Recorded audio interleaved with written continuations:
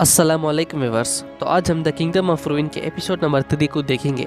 अगर आप अभी तक इसके पिछले एपिसोड्स नहीं देखा तो जाकर देख लीजिए। वीडियो का लिंक मैं डिस्क्रिप्शन में दे दूंगा। तो चलिए जानते हैं आगे की कहानी को बिना किसी देरी के। एपिसोड के शुरुआत में हम एक ऐसे शहर को देखते हैं जहाँ सारा जगह तबाह हो चुका था और वहाँ के सारे सोल्जर्स विचर्स को जान से मारने लगते हैं और वहीं डोरका भी रहती है और वो बहुत डरी हुई थी। तो हम देखते हैं उसकी साथी मियाँ भी काफ़ी घायल हो गई थी और वो मैजिक को भी नहीं इस्तेमाल कर सकते क्योंकि उस मशीन की वजह से सारे मैजिक कमज़ोर हो गए थे। तो डोरका उस मशीन के बारे में मियाँ से पूछने लगती है तो बोलती कि मुझे नहीं पता, शायद इसके बारे में महारानी ओफेलिया को पता होगा। और वो डोरका को महारानी ओफेलिया के पास जाने के लिए कहती है और उन्हें बताना होगा कि यहाँ क्या चल रहा है।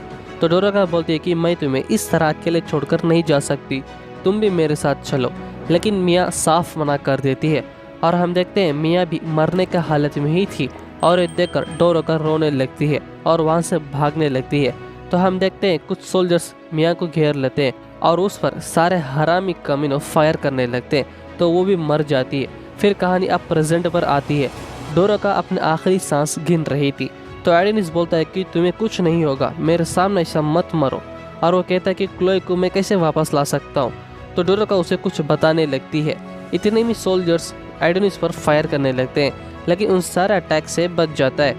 लेकिन एडेनिस को सारे आर्मी फोर्स घेर लिया था लेकिन इससे उसे कोई फर्क ही नहीं पड़ रहा था क्योंकि उसके जहन में एक ही बात घूम रही थी कि वो क्लोए को फिर से कैसे ला सके। तो सारे सोल्जर्स उसे मारने के लिए तैयार हो जाते हैं और हम देखते हैं एडेनिस बहुत गुस्से में था और वो कहता है कि इतने घमंडी मत बनो इंसानों। और वो फिर अपने मैजिक को यूज़ करने लगता है जिसे देखकर सारे सोल्जर्स उस पर फायर करने लगते हैं और हम देखते हैं एक भी बुलेट एडेनिस पर नहीं लग रहा था। वजह यह है कि वो अपने मैजिक को एक कवच की तरह इस्तेमाल कर रहा था। फिर एडेनिस उन्हीं की बुलेट को रखकर उन्हीं पर फायर करने लगता है तो वहाँ के सारे सोल्जर्स मरने लगते हैं और वहाँ एक बड़ा धमाका ही होने लगता है। और अब एडेनिस के सामने एक ही सोल्जर जिंदा था लेकिन तभी हम देखते हैं इकोत फिर से उस पर फायर करने लगता है जिसे देखकर एडेनिस अपने मैजिक को यूज़ करके उस बुलेट को रोक लेता है। फिर अपने मैजिक मैक्सिमम गेन से उस बुलेट को एकदम बड़ा कर देता है। फिर इकोत की तरफ टारगेट करके फायर करने लगता है। फिर कहता है कि आप मरो। तो हम देखते हैं वो बुलेट एकदम तेज़ी से इकोत की तरफ बढ़ रहा था लेकिन इकोत को ये यकीन ही नहीं होता कि असली बुलेट है। फिर हम देखते हैं वहाँ एक बड़ा धमाका ही होने लगता है और इकोत का शरीर 2 टुकड़ा हो जाता है। फिर एडेनिस बड़े गुस्से में कहता है, गद्दार कमीनो, तुमने क्या सोचा था क्लोए मरने के बाद तुम्हें शांति से रह पाओगे? और वो कहता है, मैं तुम में से हर एक को चुन चुन कर दुनिया से मिटाऊंगा। और वहीं दूसरी तरफ यूकी उस मिशन के पास आ जाती है और वो बस किसी भी तरह अपने भाई की काम आना चाहती है। लेकिन हम देखते हैं रेडिया के साम्राज्य के नेशनल साइंस एजेंसी साइंटिस्ट वहां आ जाते हैं। उनके हेड थेटा समझता तो साफ मना कर देती है। तो यूकी बोलती है कि क्या मतलब है आपका? और हम देखते हैं जनरल समझता सीधा जनरल यामातो के पास बात करने लगते हैं और वो उन्हें बताती है कि अब वो मशीन को एक्टिवेट नहीं कर सकते क्योंकि इस डिवाइस से निकलने वाली रेडियस इंसान की सेल्स को ही ख़राब कर देती है। और ये सुनकर यामातो को कुछ समझ ही नहीं आता।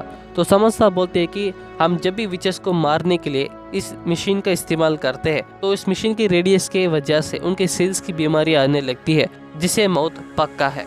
और ये सुनकर यामातो शॉक हो जाता है। फिर समझता बोलते हैं कि अनफॉर्चुनेटली नेचुरल एनवायरनमेंट ठीक करने के लिए अब कोई विचर्स नहीं बची जिसकी वजह से नेचुरल एनवायरनमेंट बिगड़ने लग रही है। और वहीं यामातो अपने सोल्जर्स को मरते हुए देख रहा था तो उसे बहुत गुस्सा आने लगता है। तो यूकी इस मिशन को एक्टिवेट करने भागने लगती है। तो समझता सारे सीनियर्स को बाहर जाने के लिए कहती है और वो यूकी को रोकने के लिए उसका पीछे भागने लगती है लेकिन उससे पहले यूकी उस डिवाइस को एक्टिवेट कर देती है। तो हम देखते हैं एडेनिस का मैजिक टूट जाता है जिसे देखकर यामातो पहचान लेता है कि ये यूकी का काम है। फिर हम जनरल समझता और यूकी को देखते हैं जो कि उस डिवाइस की रेडियस की वजह से बहुत इफेक्ट हो गए थे जिसे सुनकर यामातो पागल हो जाता है और तुरंत एडेनिस को जान से मारने की आदेश देता है। तो सारे सोल्जर्स आगे बढ़ रहे थे तो एडेनिस उस फंक को उठाने के लिए भाग रहा था लेकिन उसके करीब एक ऑफिसर आ जाती है और हम देखते हैं बिल्डिंग तबाह होकर नीचे गिरने लगती है जो उनके बीच में एक गैप बन जाती है। तो तब हम देखते हैं एडेनिस को उस ऑफिसर अपने तलवार से उसका सर काट देती है तो एडेनिस वहीं मर जाता है। फिर वो ऑफिसर एडेनिस के सर को उठाकर बाकी लोगों को दिखाती है तो सारे सोल्जर्स खुश हो जाते हैं कि अब विच का स्टूडेंट मर गया। तो तब यामातो एक लंबी सांस लेता है लेकिन हम देखते हैं एडेनिस और सोल्जर्स के लड़ाई में काफी लोग मर गए थे और कई सारे लोग जख्मी भी हो गए थे, तो सारे ऑफिसर्स उनके मदद करने लगते हैं। और वहीं दूसरी तरफ जनरल समझता और यूकी को ट्रीटमेंट के लिए ले जाते हैं। फिर महाराज कमिना गोते की स्पीच को देखते हैं और वो बोलता है कि एडेनिस एक इंसान होकर भी विचेस के साथ जुड़ गया। हमें अभी भी विश्वास ही नहीं होता कि इंसान मैजिक कैसे इस्तेमाल कर पाया, लेकिन लोगों डरो मत, आखिर हमने उस बच्चे को मार ही दिया। इस रेडियम में तुम्हें गर्व होना चाहिए कि तुम्हें यहाँ पैदा हुए हो। फिर कहता है कि पुरानी दुनिया ख़त्म हो चुकी है और पुरानी भगवान मर चुके हैं, तो अब हम भगवान हैं। पागल कहेंगा। खैर, ये एपिसोड यहीं पर ख़त्म हो जाती है। तो दोस्तों, क्या सच में एडेनिस मर गया और अब महाराज गोते क्या करेगा, ये सब अगले एपिसोड्स में ही पता चलेगा। तो अगले एपिसोड्स मिस ना करने के लिए हमारे चैनल अनाइम बाजार को सब्सक्राइब करके साथ ही बेल आइकन को जरूर से ऑन कर दीजिए, ताकि आपसे हमारा कोई भी वीडियो मिस ना हो। मिलता हूँ अगले एपिसोड्स में जल्द। शुक्रिया।